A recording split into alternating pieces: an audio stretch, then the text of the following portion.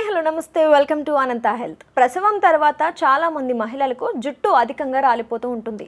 కంటి నిండా నిద్ర లేకపోవడం, ఆహారపు అలవాట్లు, పలు రకాల మందుల వాడకం వల్ల ఒత్తిడి తదితర అంశాలు జుట్టు రాలడానికి కారణమవుతుంటాయి. విపరీతంగా రాలిపోవడం వల్ల జుట్టు పల్చగా మారిపోతూ ఉంటుంది.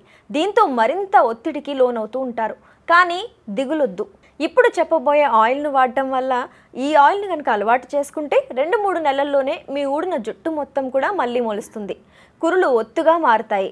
మరి ఇంతకీ ఆ ఆయిల్ను ఎలా ప్రిపేర్ చేసుకోవాలో తెలుసుకుందాం పదండి. ముందుగా మిక్సీ జార్ తీసుకొని అందులో 10 బాదం పప్పులు వేసుకోవాలి.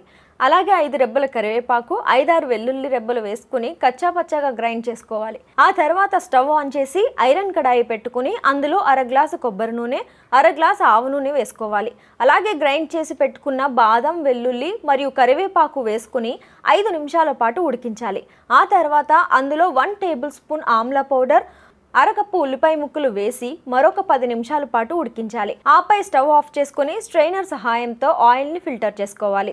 ఈ ఆయిల్ పూర్తిగా చల్లారిన తర్వాత ఒక బాటిల్లో నింపుకొని స్టోర్ చేసుకోవాలి. వారానికి కనుక 2 సార్లు ఈ ఆయిల్ను తలకు రాసుకోవాలి. స్కాల్ప్తో పాటు జుట్టు మొత్తానికి ఆయిల్ అప్లై చేసుకుని బాగా మసాజ్ చేసుకోవాలి. ఆయిల్ రాసుకున్న మరుసటి రోజు తల స్నానం చేయాలి. ఈ ఆయిల్ జుట్టు ఎదుగుదలను ప్రోత్సహిస్తుంది.